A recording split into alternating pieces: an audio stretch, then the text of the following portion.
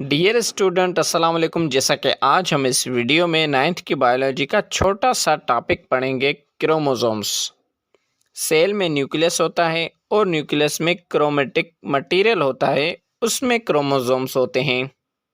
Chromosomes सबसे पहले German scientist Walter Fleming ने 1882 में फाउंड किया।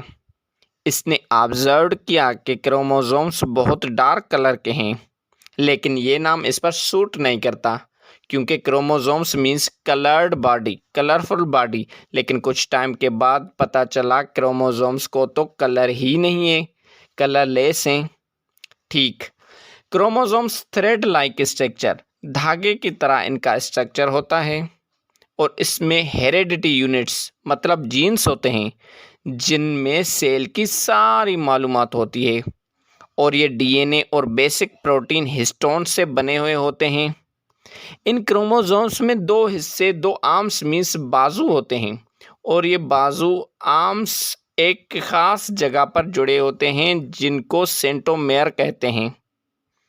क्रोमोसोम्स की डिफरेंट टाइप्स हैं जो क्रोमोसोम्स में मौजूद सेंट्रोमेयर की पोजीशन पर डिपेंड करते हैं।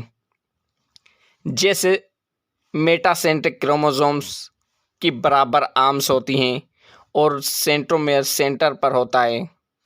दूसरा सब मेटासेंट्रिक क्रोमोसोम्स जिसमें आर्म्स बराबर नहीं होती और सेंट्रोमेयर थोड़ा सा ऊपर होता है।